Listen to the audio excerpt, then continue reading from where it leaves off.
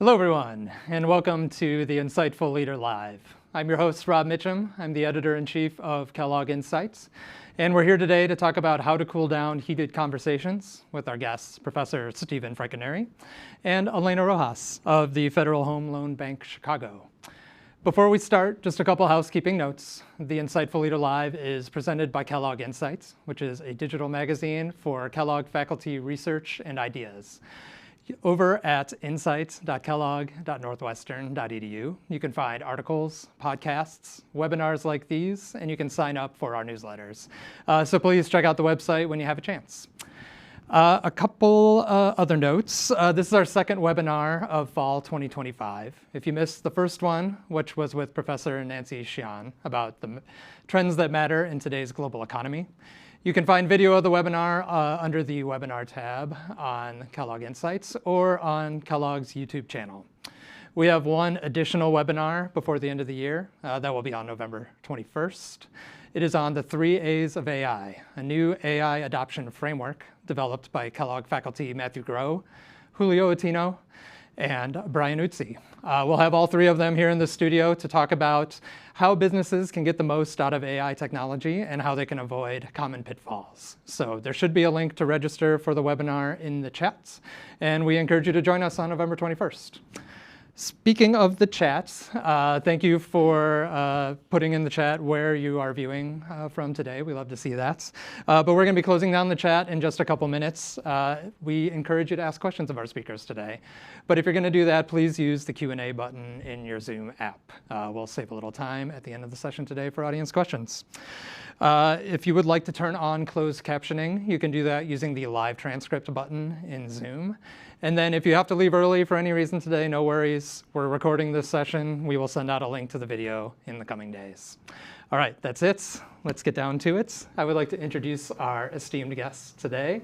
First, on the far side of the table, we have Helena Rojas, who is Vice President and Business Manager at Federal Home Loan Bank, Chicago.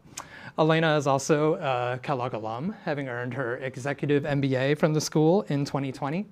And relevant to the discussion today, she was an early playtester with her team of Point Taken, the game created by Professor Franconeri to help people work through productive disagreements.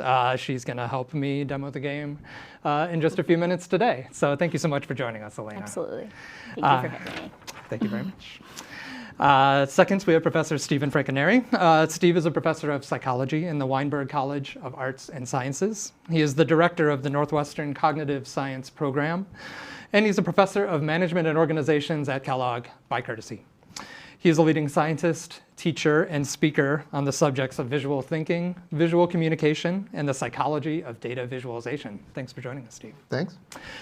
To start with, I want to start with Steve and just ask, how do you go from being an expert on visual communication to being interested in disagreement? Great question. I started studying visual communication because people tend to think better together, and that often happens best when you communicate visually. Just to define thinking better together, if we were to play bar trivia, if I were to go out by myself, that would be a terrible idea. I'd want to call my friend Rob, who's an expert on movies and music, and maybe my friend Helena, who's an expert on sports, and we'd join our brains together to form a collective. And organizations need to do this all the time, right? Where you can't know everything. You can't do everything. You need local experts who specialize in certain kinds of knowledge. And those experts need to be able to communicate to each other. So I've taught a class here at Kellogg for the last decade on how people can present data and evidence, typically in presentations. Lots of charts. I love charts, right? I love a good chart. And that process works when people are in the same room with a common mindset to collaborate. They all want the best for the group, and a good presentation by multiple people can lead them to a better outcome. But when there's a disagreement in the group and people's egos start to get involved, then that process gets angry. And people start getting afraid to engage. I don't know about y'all, but I'm conflict averse. And when there's a disagreement and it gets angry, it hits me. And I start to be avoidant of that disagreement. So we wanted to set up a system where people could better collaborate on their disagreements. And we've created a system that can be used in organizations, but also schools, but also kitchen tables for political disagreements. And we've rededicated our lab to making disagreements more agreeable and more productive. Great, thank you.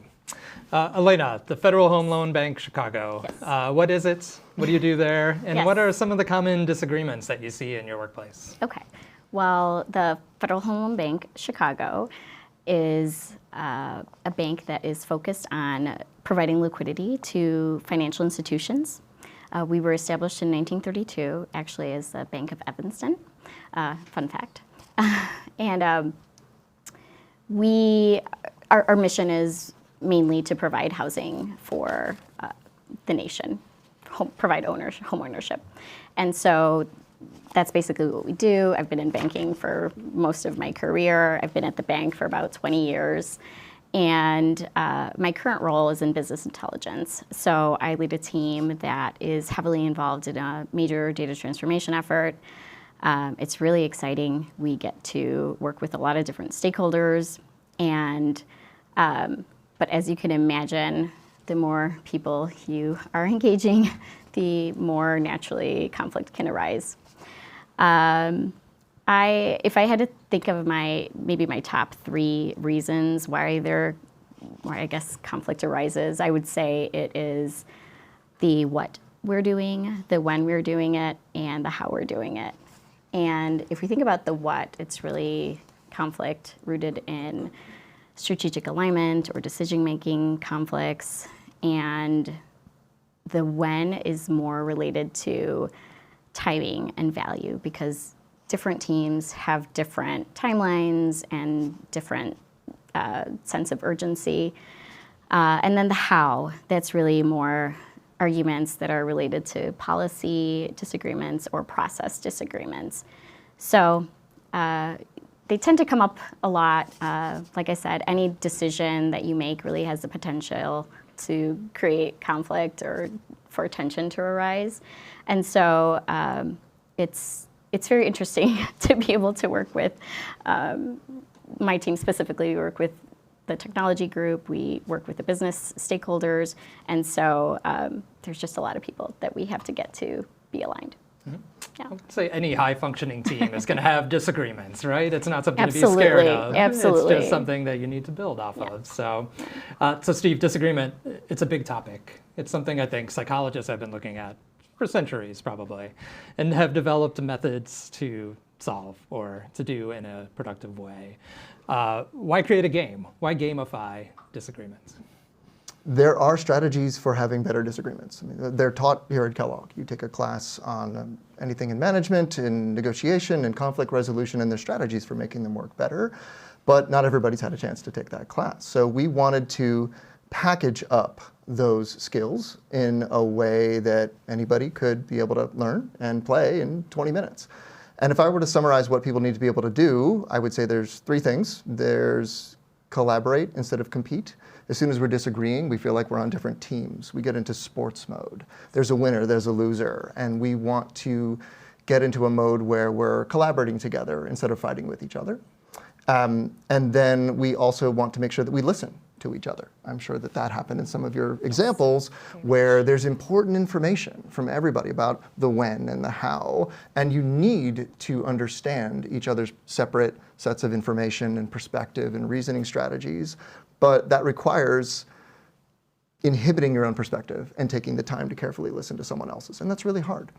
So we want people to get collaborating, we want them to listen. Both of those skills are tough to teach, and even if you know them, they're really hard to execute. And I don't know about you, but even if I'm trying my best, I will start to slide, and the anger level might kick up. I'll start to forget how I'm supposed to be behaving. And so we wanted to create a structured game that was also fun, where you could feel like you've been transported into a different environment where your goal is really to collaborate and really to listen. The vibe that we wanted was to be able to take the usual disagreement and just transport people to a different world like a movie or like a game does. You know, you go sit in Harry Potter, and within 30 seconds of watching the movie, wizards are real and magic is real, and you can move into that different environment really quickly. We were hoping that a game environment would take these angry disagreements and transport people to a new set of rules with that same speed. Mm-hmm. Great. And I mentioned it at the top, but I just want to mention it a lot over the course of the hour. The game is called Point Taken.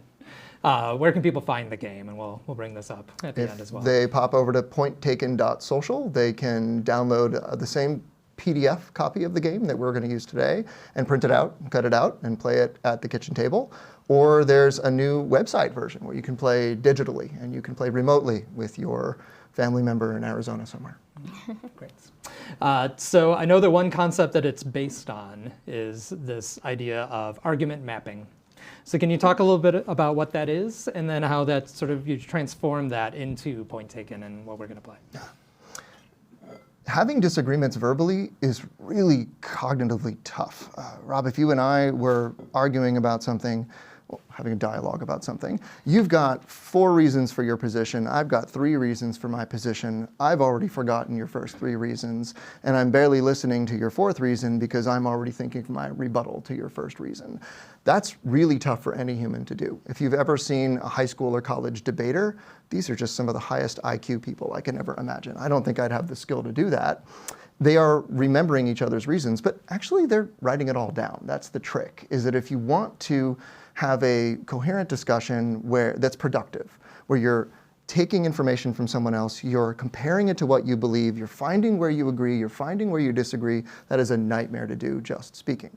So in this game, we've adapted a critical thinking teaching tool that is known in the cognitive science world, where you write things down in a sort of structured outline, and you have your big claims, and then you have your evidence for them, and then you get all the way down to the details. And that helps you avoid those limits on verbal memory and verbal organization, and lets you use an external representation of that argument. You can have something on the table that you can use to help supplement our cognitive limits. The other benefit of it is that it also depersonalizes the argument. So in a bit, when we play, you'll be able to see that you are collaborating on an object, and instead of talking with each other and getting attached to our own ideas, and any critique of your idea might feel like an attack on you, we're going to be collaborating on the table, and any attack on an idea is going to be an attack on the table, which is less emotionally activating for folks. So it's almost sort of like a neutral ground. Exactly. Where exactly. things can be taken out of your head and put into a safe space. Building something together. We are assembling IKEA furniture. Yes. Exactly. I love it. Great. So if you go on Kellogg Insight right now, as I told you to do at the top, you'll see right in the featured position a story with Steve talking about point taken and the principles that went into that.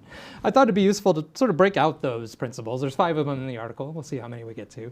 And just talk about each one, dial in a little more, elaborate on why it's important, not just to the game, but to people's discussions and people's ability to disagree in a healthy manner, more generally. And then, Helena, I think you were going to provide a sort of a hypothetical example from your team. No real names, no real facts, no situations, nobody's getting in trouble. But maybe you could talk about, give us just a scenario to work from, and then we could talk about how each principle applies to that scenario as we go. Yeah, definitely. So we'll talk about 2 people. We'll call them Chris and Pat. And we have to come up with a solution. Each one of them has an idea of what we should do. Each one of them has an implication on timing. And they're both very adamant about their position. We actually thought we were aligned as a team. So we thought we were marching forward and this is what we're going to do. But now we have these conversations, a ton of meetings. We keep having conversations and there's no resolution. They're getting really frustrated with each other. The morale is low. Which one of them wins? That's a great place to start the question. Which one wins in a disagreement? Because the very first one is called reframe the goal. So Steve, tell us what that means and how that interfaces with Helena's situation. I love it that you called it out, that just framing the question as which one of us wins sets it up as a competition where there's a winner and there's a loser, and your armor goes up and your swords come out. And think about last time you had a debate like that where it felt competitive, what were the odds that you were ever going to admit that you were wrong? I don't know about you, but I start to take ownership of that idea, and if it's wrong, then I was wrong, and then that hits me in the heart. And we absolutely, number one rule, need to reframe that competition as a collaboration instead of trying to win or to persuade. I know that's what we want to do. It's what our reflex is. We need to reframe the conversation as a collaboration where we've got some different information bases, and wouldn't it be interesting where if we could just compare our perspectives on this issue and find out where we agree, first of all, and then distill where we disagree. I have this metaphor in my head for the competitive version, where if Rob and I disagree on something, then we're each holding a string, and there's a knot in the middle, and we're trying to persuade the other person by pulling and pulling harder, and that's not going to get us to any good place, right? We're just going to make the knot tighter. We both need to relax and inspect the knot together. So I think that's the mentality that people need to adopt. Definitely. So how would you apply that to Chris and Pat? Yeah. I guess it would be more having a conversation around it's really not who wins. It's obviously we need to create something that's for the team. At the end of the day, we are a team. And so whatever we come up with has to work, and we have to take in different factors to make the decision. We need to understand each other's viewpoints and get some information from both of them. It might just be that neither of them are right, and maybe it's a combined approach of what they're both offering. So. Hearing each other's viewpoints brings me to the next principle, which is to stay open and humble. Something that I think we all inherently know to do, but why is it important? Why is it hard to do? And how can you actually do it in practice and not just say you're doing it? No one thinks best when they think alone. It's always better to think with heads together. Everybody has different information. Talking with someone else, especially someone that disagrees with you, helps cancel out your biases, helps expose flaws in your reasoning. There's research over the last 30 or 40 years showing this really conclusively. And so we need to be able to adopt that mentality where we can learn from other people. And that can often be tough when we attach our ideas to ourselves, and coming up with a way to reframe that as a collaboration where there's a common problem to be solved and that we're just working together to combine our information is a great way to open up that humility where we're going to be, because we're collaborating together, there's no more winners and losers, and we're now able to recognize that other people have a lot to contribute to refining our own thinking. Mm-hmm. Yeah. We've said a couple times that there's no winners and losers in this, but there is a way to win the game. And I just want to kind of tee that up before we get into playing it. So you could talk maybe, how do you reframe it so that everyone's a winner and not feel sort of, touchy-feely about it? When we get to the game, it's going to be that the way to win is to untie that knot together. Mm-hmm. It is to discover where you agree and where you actually disagree, not to persuade each other. That's the key. Yeah. All right, third principle is to model emotional regulation. So what does this look like in practice? This looks like showing respect to the other person. And again, it's really critical to get out of that competitive mode, because once we have that, they're on the other team and the sword comes out. But if you are collaborating, then you can model respect for the other person, first of all, just by listening carefully. One thing that will be taught immediately on a conflict resolution course, or if you do family or couples therapy, is going to be to try to inhibit your own perspective and listen. Listen thoroughly. Listen to the point where you can summarize what the other person said better than they said it, which is actually extremely hard to do, to inhibit your own perspective. And then even ask, did I get that right? The other person feels really respected and valued when you do that. And once you do that, they're in a great place to say, how about you? And then you get that full exchange of perspective. So I'd say the number one thing is to listen really carefully, repeat it back to prove that you're listening. And the second would be do that without judgment. The first little bit of an eye roll is damning, right? That's you're done. And when you do family therapy or couples therapy or conflict resolution, then the mediator has to come in and do what they call repair for a little bit, right? Just because now you've put each other on the other team, and you've got to get back to collaboration. And that process can take a bit of time and some professional help. So to the best of your ability, try to hold back on any reflections of judgment for the other person. Body language is as important Yes, as yes, the yes. spoken and written language. Absolutely. Yes, yeah. So in a manager role, say you're managing your team members, Chris and Pat. Yeah. There's also, I think, a role maybe for the manager, the team leader, Yes. to model emotional regulation. Oh, absolutely. So how would you go about doing that to kind of set them up for success in this? Yeah, I think that's the most important part. I think it's making sure that you stay neutral. In this example, it might be a good opportunity to maybe have different conversations, approach them separately, so that you can bring down the temperature in the room. And once you talk to each of them, you might understand what their concerns are, and then maybe you can bring it back to the team and start to have conversations that are productive, where you can come up with a solution together. But sometimes you do have to just take a break, go figure it out, calm down, and come back. Sort of a boxing match. You have to go to your corners. Yeah, you really do Yeah. sometimes, yeah.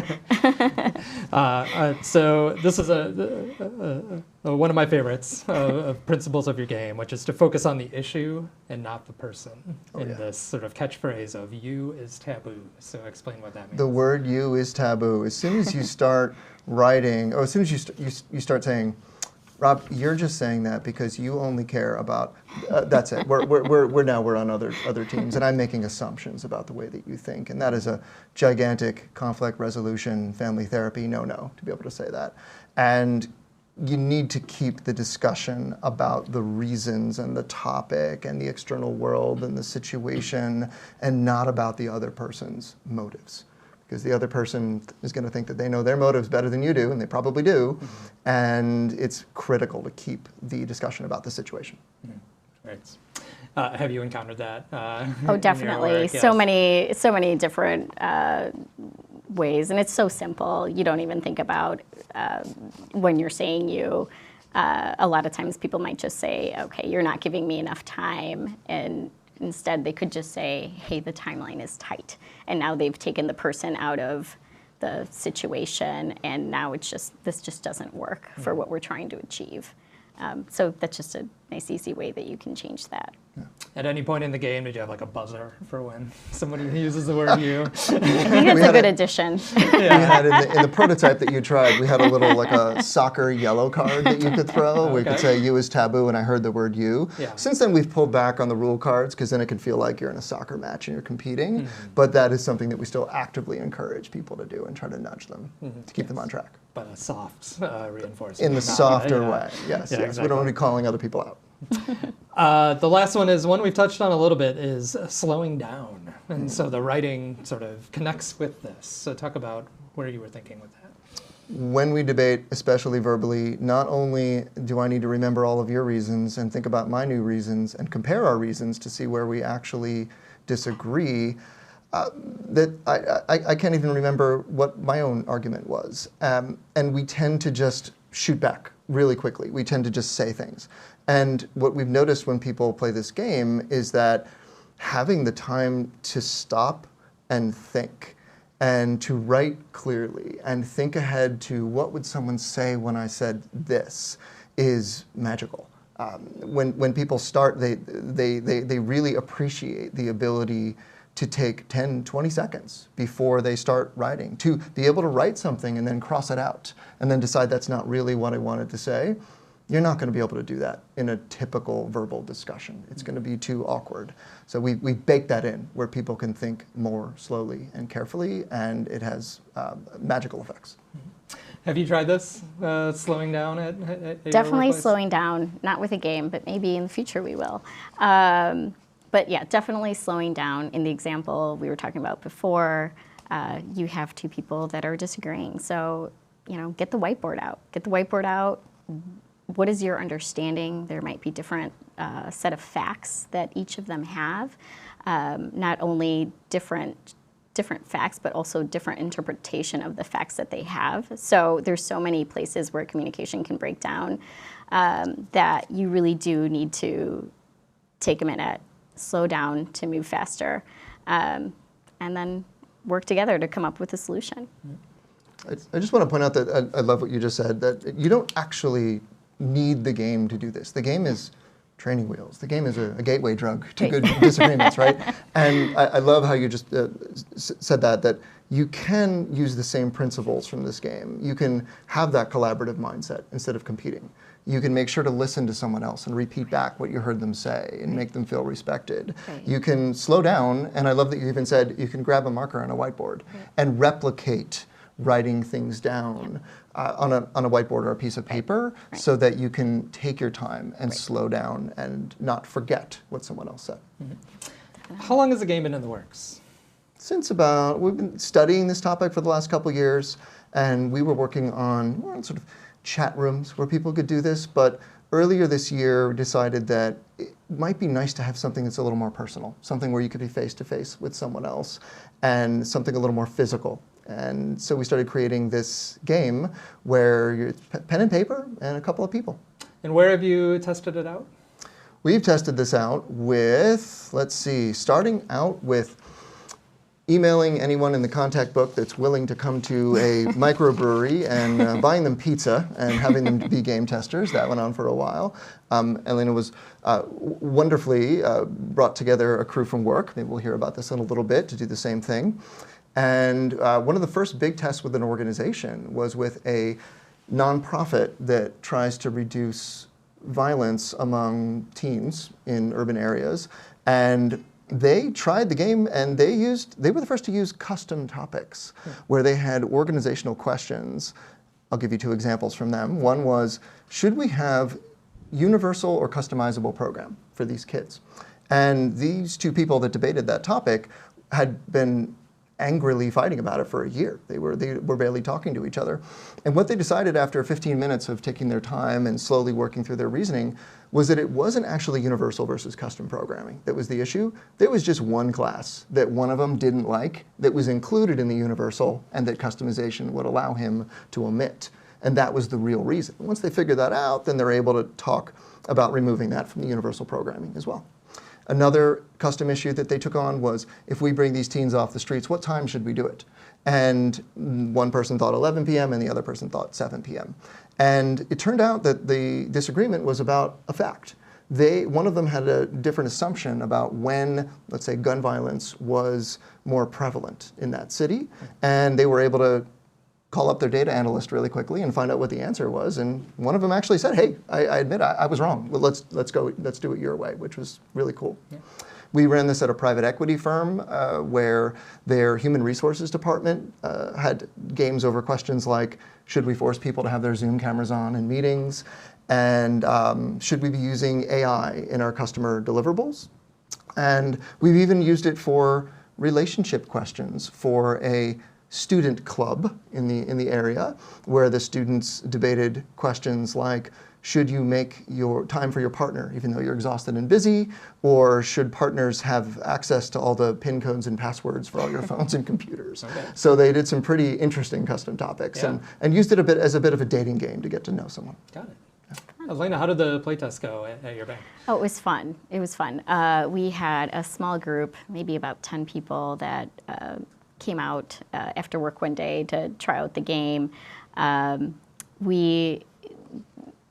And you'll show it later. There's a list of questions that you start off with. You can use those questions, or you can create your own. And so we went through the questions, we paired up, and basically decided whatever question we were the most far apart on, agree versus disagree. That's what we chose as our topics. Some people ran through the game pretty quickly. They had a lot of fun. Some of us took a little bit longer, maybe me. It was actually interesting, though, because you got to realize that, well, first of all, I started talking when you're not supposed to talk. So I had to remember to write it down and not talk. And you just realize that you might forget to think logically when you're having a disagreement. You might forget to look up facts because you're so focused on winning, right? And so it really helped us to slow down a bit, recognize what we were doing, and talk about it, right? We didn't necessarily change each other's minds. It was just, this is my perspective, this is your perspective. A lot of different people had different outcomes from their conversations, but that was my specific outcome. And it was a lot of fun. Great. I think we've talked about the game and teased it enough that we should go ahead and play it ourselves. All right, and let's do have this. Steve sort of referee / play-by-play guy as we're going through the game. We have a nice overhead camera so you can see what we're doing. Walk us through the first steps. What do we do when we first sit down and start playing the game? First step will be, remember, this is not a competition, this is a collaboration. You are going to work together to find out why you disagree. So we have a non-legally binding, don't worry, contract. You're not going to own any timeshares in Florida after this, I swear, where you're each going to sign on just by initialing to a couple of agreements. So number one is, I'm here to think, not to troll. I'm here to collaborate with the other person. I'm not here to mock or defeat or persuade. The next one is mutual respect. I'll be kind and generous and control my emotions. These are all reasonable things that before in a disagreement, people will sign on to, but after, maybe they won't. So it's nice to do this at the beginning. Honest thinking, I'll use clear reasons. I won't just say because I said so, or it is what it is, or something like that. I won't use aggression or arrogance. And then finally, shared facts. Hey, if we disagree on a fact, we'll pop up Wikipedia on our phones and we'll do our best to try to agree. Okay. So if that all sounds reasonable, you all sounds can reasonable. sign a contract. All right. You know, one thing you brought up before we started today that I thought was interesting. So when you go to the website, pointtaken.social, say it as often as we can, you get a printout of all the materials. And you said the one way for people to get on the same page is to kind of cut out those materials themselves together. So talk about that. Why is that a useful When you print out the game, there's these tiles that you're with cut marks in them, and so if you want to take a moment to settle in with the other person and do a joint activity, one excuse to do that is to grab some scissors. We use kid scissors. I just think it's cute to use like the 5th grade scissors, the tiny ones, and together kind of assemble the kit. It only takes about 5 minutes. Clearly the online version, that's not necessary, but I like the experience of taking that first 5 minutes to get to know somebody before I play the game. Yeah, exactly. Yeah. All right, next, picking a topic. Next up, so this is, if folks already have a disagreement with that person at the kitchen table, with that person at school, with that person at work, then you're good to go. But if you don't, then we've got a list of sample topics that people can use, and they are organized by sort of practice topics, easier ones, and then as you go down to the bottom of the list, they are tougher, more emotional topics. At the top, we have the ever popular, should a hot dog be called a sandwich? Or a taco, right? That people have surprisingly strong opinions about that, but the emotion levels that it brings up are mostly enthusiasm and not as much anger and fear. In the middle of the list, we have more complex topics like should student loan debt be forgiven, unions, pro or con, crypto, good or bad, self-driving cars, a good thing or a bad thing.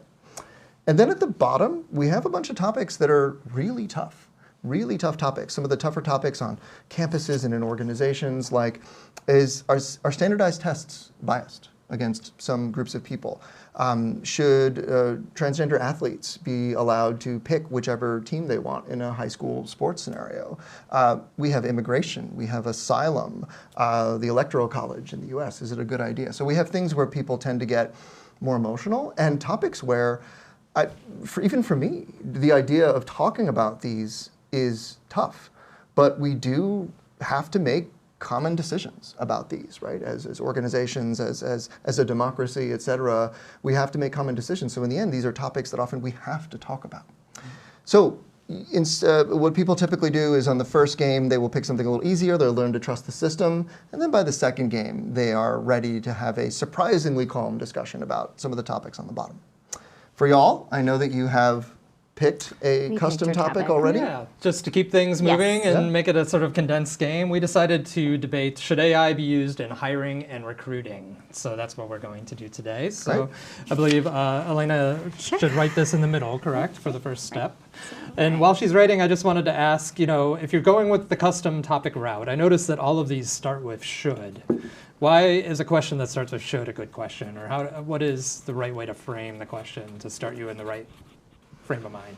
Our rule is you can pick any custom question you want. It should be a question. It should start with should, and that keeps people from framing things to their own advantage. It gives a binary answer where you have to argue yes or no, and it also becomes practical, where you're really debating not something abstract where nobody really knows what the other person's talking about, but it forces you to hone a topic where we need to make a decision. We're an organization, we're a government, we're a school. We need to do something, and it simulates that real world constraint of needing to come up with a decision by the end of a process. Mm-hmm. Great. All right, so what do we do to get started? All right, so to get started, Helena, I believe that you are on the plus side. Yes. You're on you're pro AI, bring AI. on the robots. Yes. And Rob, I believe that you are on the negative side. Okay, so you're going to do the negative signs. And what you're going to do is you're going to write down your top 2 reasons each. Top 2 reasons for, top 2 reasons against. And you're doing this in silence, which I know might be a little bit awkward in general, but this is helping us take our time and think clearly. A lot of the time when I see people start this game, I will be surprised that even though they held a really firm opinion on this topic, they'll take a moment. They'll take 30 seconds and stroke their chin and think about, why do I actually believe this? They'll write something down and they'll cross it out and they'll throw away the tile and they'll make a new one, because human opinion is a lot more reflexive than we think it is. There's an illusion of understanding. This is actually something out there in the brain science world where we think that we understand things until forced to articulate them. There's a famous example where you ask a room full of people, do you know how a bicycle works? Have you ridden a bicycle? And everybody says, yeah. Could you draw a bicycle? Yeah. Folks at home, go do it. Go try it. Go draw a bicycle. The results are hilarious. The bicycles make no sense. The 2 tires are connected with a chain. And it wasn't until you were actually asked to articulate, in that case, draw, what was going on in your head, that you realized that what was going on in my head didn't make any sense, or I didn't know what I was talking about. So I regularly play this game and find that my opinions are not as informed as I thought they were until I'm forced to put them out. Okay, so we will put our tiles down, and then Helena, when you're ready, go ahead and read the 2 that you put down, and then I'll read mine. All right, well, I put down scalability is important. It lowers cost dramatically. And I also am for it because compliance screenings are more efficient. All right, for my anti-AI arguments, I wrote that AI models can be biased against certain backgrounds, and that AI has data security privacy issues with how it deals with data. So we're done, right? We win. Disagreement, agreed. Totally ready to go. So now what you're going to do, after you've had a chance to read each other's tiles, and by the way, speaking them out is often important, just because handwriting can be difficult. Yes. If you feel like you understand what the other person's saying, then you could just start writing more. But I want to pause for a moment and just make sure, does what the other person wrote make sense? Because if you want, you can opt into declaring a 1-minute timeout just to make sure that you're understanding each other. If there's only 6 words here, then it may be tougher to understand. I'm going to do a timeout just about the compliance screening. Can you say a little more about what that means? Sure. I look at it in the context of my industry, banking, or heavily regulated industries where they have very specific roles that they're looking for, and they might need certain certifications to be able to hire for. Okay, got it. Okay. So we're ready to move to the next round? If y'all round? feel good, so we try to keep the talking to a minimum. Okay. So our timer is done. Okay. And then now what you'll do is you'll start responding to each other's reasoning. And you're going to write down something that starts with the word but and place it next to the other player's tile. As you're doing this, the goal is you really had to carefully listen. Well, read in this case, but you had to carefully listen to the other person's perspective in order for you to write this next link in the chain.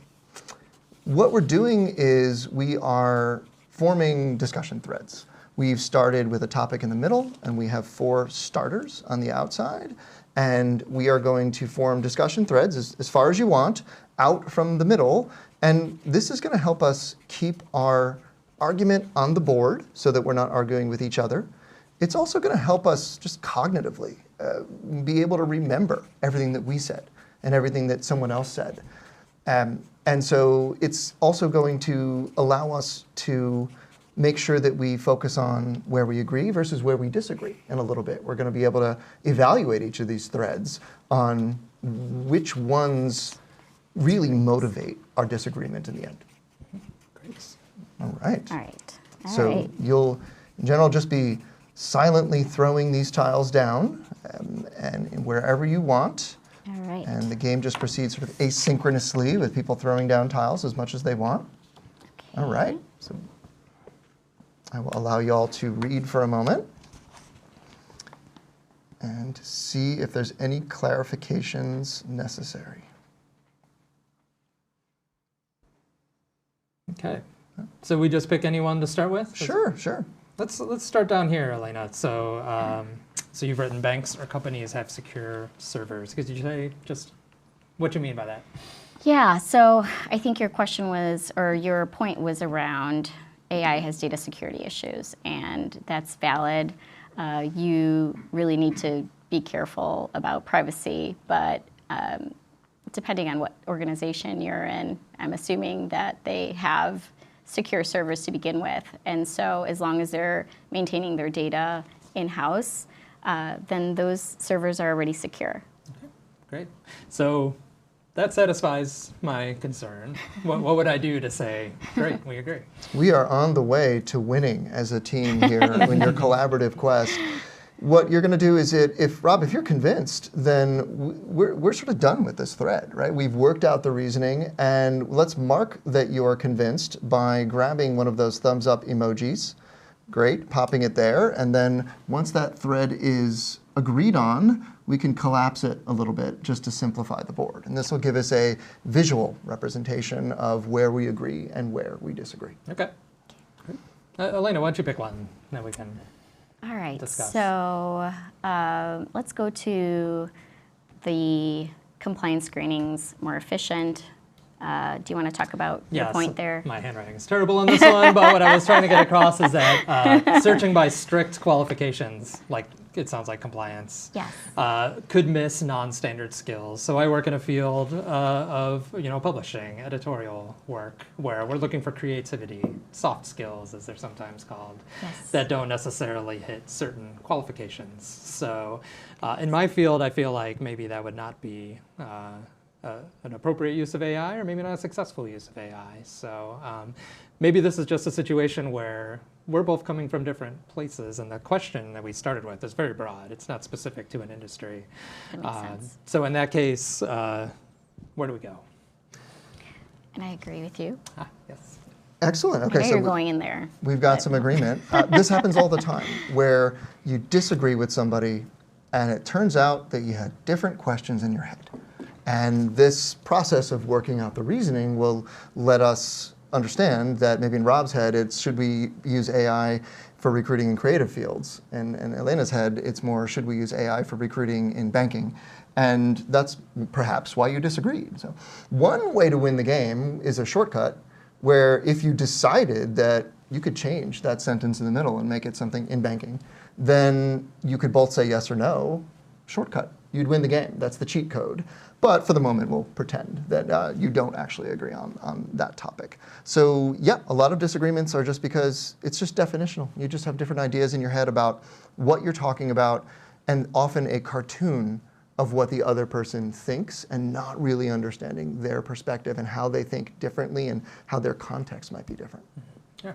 And so the agree to disagree, what can be the end point of one of these branches, and what do we do in that case? There's two ways to win. One is we could resolve all four of these branches, and in that case, you've won because you figured out where you agree and where you disagree. We're not persuading anybody. We're not necessarily coming to a consensus, but at least you have a better map, literally, of how the other person thinks. But the way to really win is to agree, and that means revise that center question right there into a form that you could both say yes to or no. Okay. Either one works. Great. I want to talk about the AI models one. So you responded to my question about bias with Yes. that models can be tested and Audited and refined, yeah. And refined. Really bad So this is handwriting. a great case to use what I believe is the fact check card, which you mentioned this earlier, but talk about what that means when somebody throws one of those down. When somebody throws one of those down, it's a temporary measure for the moment that, hey, we need to go do some research. Maybe in your case, Rob, maybe you don't deal with AI model testing on a daily basis, and for you have an idea in your head that these things are just, we're never going to be able to get the bias out of these things. We're never going to be able to truly audit them. Who knows? They're a black box. How do they think? And maybe in Helena's head, particularly for your context in banking, where they are tested against ground truth data, and there's been huge efforts that you know about to make sure that they've been audited properly. And maybe it's time to do a fact check for a moment and ask an expert or go to a website. I have a feeling, though, in this case, Rob might, yield, if we consider it banking, to Helena's expertise. But that is if you can't agree in the end, then you'd leave that down there. Maybe we can leave it down there just for fun to say, you two just disagree on this one, and there's facts that we are not going to be able to We'll look into align it on. later. It's a more research needed endpoint to that. But I like that. Instead of being angry at each other perpetually, we've distilled it down to just this fact, and then later when you see each other, maybe you could have done some more research, and we can actually get to the bottom of where that disagreement comes from. So the one in the upper right, so Helena, so I wrote that AI is expensive, from what I've heard. And again, maybe another case to do a fact check. But I also, so I'm just curious, does the current cost outweigh the benefits? Now, we talked about this a little bit in advance, but does asking a question on your card break the rules? It breaks the rules. Penalty for Rob. It breaks the rules. You need to make statements, because if it's just a question, then it's not really clear what you mean there. It's not clear what the other side of the argument is. It is friendly in a way. I get what you're trying to do. It's sort of a kindness to put that question. But in the end, it's hard to respond to that because it's not an actual reason. So I suspect that would be rewritten as AI is expensive and the costs would not outweigh the benefits. I see. So you have to take a stance. Exactly. Okay. Exactly. So let's say, for the purposes of our mini game here, you would like to respond to that. Like, we haven't reached an agreement, and part of that is because I wrote it as a question. So we just keep going, right? In a typical game, we would just keep doing rounds until we're done. Until you resolve everything. Yes. Exactly. All right, well, I'm going to write out another card. Okay, and while you're writing, I want to ask, what's Okay. the longest thread you've ever seen in playtesting? Oh, it's gone off the table. I think the most festive test run that we did was with a group of folks that were hardcore board gamers, and this is like beyond Dungeons and Dragons. This is like Cones of Dunshire, really complicated rules. They were wonderfully, let's say, intellectual people, and they enjoyed reasoning back and forth. And I think I saw tendrils that were a dozen tiles long, and to the point where the game went on for an hour. Yeah. Usually this can resolve in 15 minutes. Okay. All right, I have a response to your rebuttal. And talk about All right, so you said it's expensive, costs outweigh the benefits, but AI is the future. So you do it now or you do it later, regardless, you might have same costs or even higher costs because you're waiting and you're behind the curve. Too late. So okay, great. that's my thoughts. Well, I think that's a great answer and a good Okay. place to finish off our game. I want to do one more thumbs up, just because Cool. it's so Okay. satisfying to close that out. Well, this is great. I want to get to some audience questions, but while I'm looking at what we've received so far, what do you normally hear when people are done? Like, what do people say? What are the responses that come out of playing the game? The most common responses would be that I've never been forced to think about my own position to this degree before. The most common responses are, and I feel this as well when I play this or when I do similar exercises, a newfound sense of humility. That a lot of my thinking was reflexive, and being forced to actually write out chains of reasoning was surprising. That I didn't realize that I couldn't defend my position nearly as well as I thought I could. People also note that they enjoyed learning from the other person. And this happens in the verbal discussions as well. If you really listen to someone else, you force yourself to take their perspective and absorb that information coming to them from them, and you just get smarter. People report being more uncertain at the end about their own views and thinking more in gray and less in binary, and which is a good thing if we could export that to the world right now. That'd be wonderful. And they actively seek out new opportunities to get their views challenged. Second thing would be emotional. They can talk about surprisingly tough topics. So often people start in sort of that middle of the topic list. On the first game, they learn to trust the system, and then they'll take on some of the toughest topics that make them nervous on the second game, because that depersonalization and the careful, slow writing helps people regulate their emotions.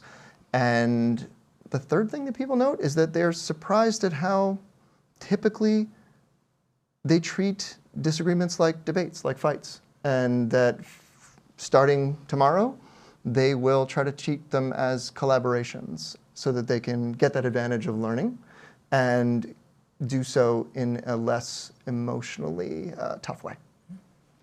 And Helena, you had an early chance to play the game. Yes. Have you broken anything out of that and used it in your career? Yeah, definitely. I think really it's just being a little more empathetic and trying to listen to other people's views. People are usually not just trying to be jerks. People have true concerns, and you really need to listen to them. And when people are listened to, they really feel like you care, and it's easier for them to open up. And so it's really been helpful in just working through conflicts, and you really need them. You need them to be better. You don't want to not have conflicts. You really want to be challenged so that you can come up with better solutions, better execution, really just be better all around. Yeah. We're getting some great questions from the audience, and we have 10 minutes left, so I'll try and Okay. get through as many as we can. The top one is something I was thinking about too.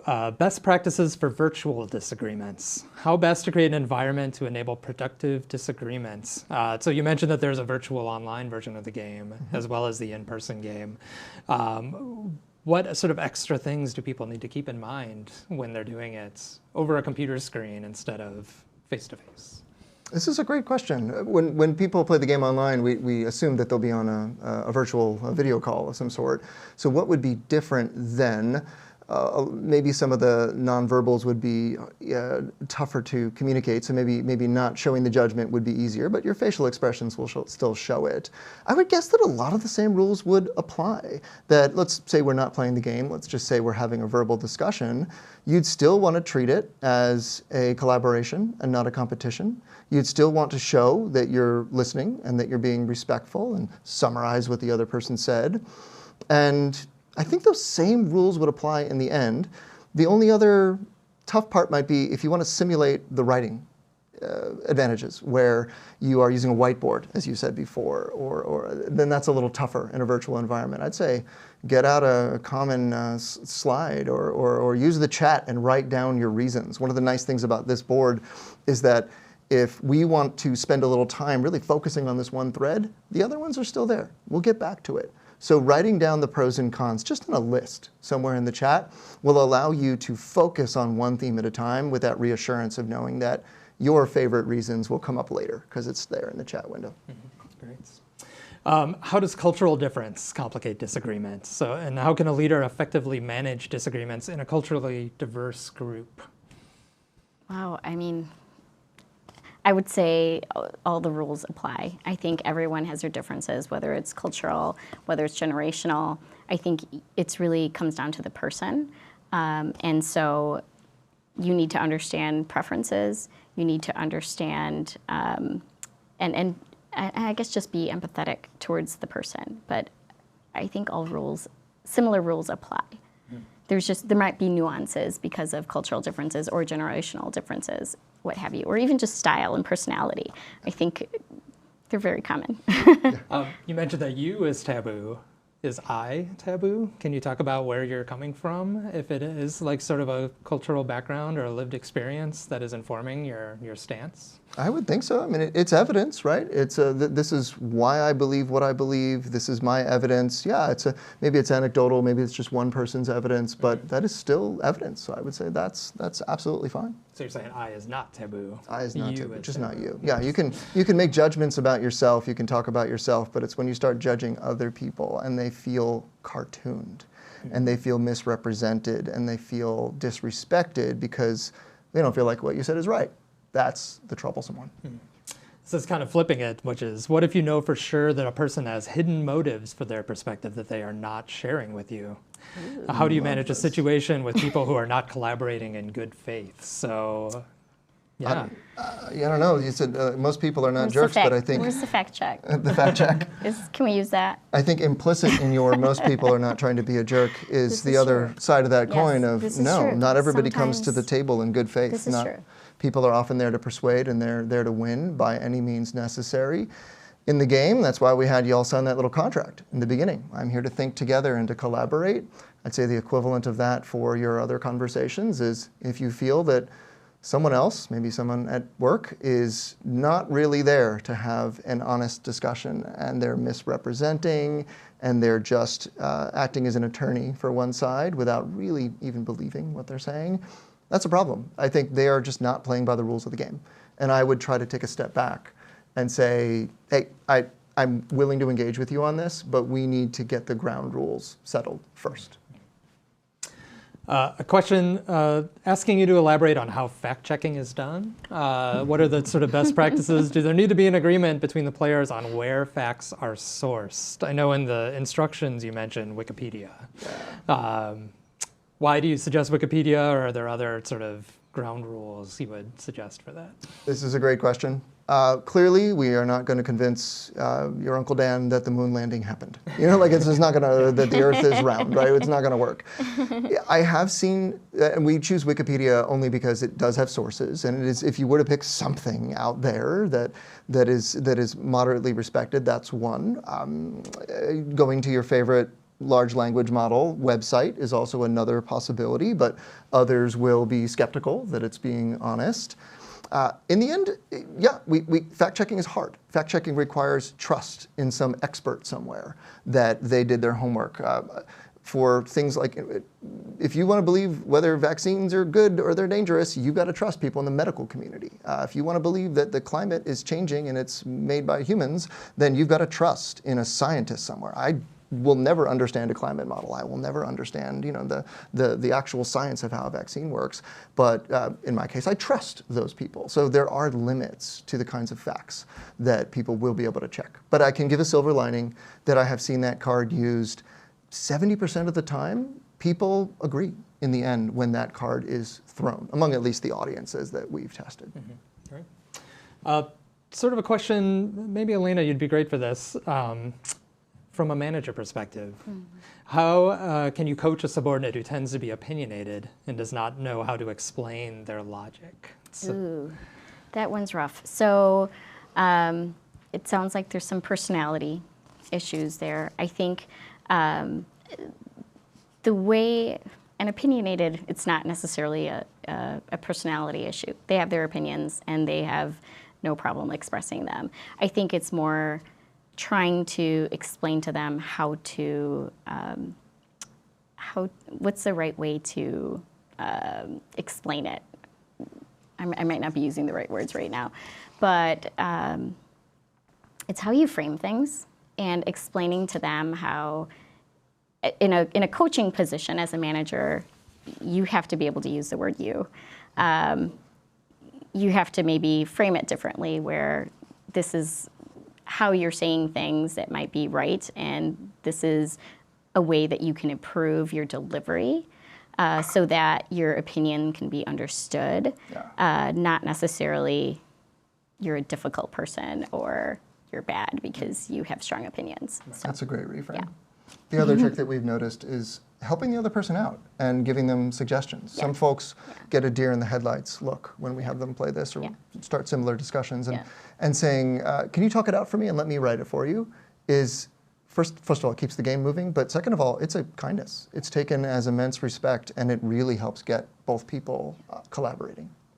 Great. That's better. Thank you. Well, we have run out of time, so I just want to thank both of you for a really fascinating discussion. Thank you for being an excellent game partner. I'm glad we agreed. Yes, yeah, we did good. And thank you for joining us today.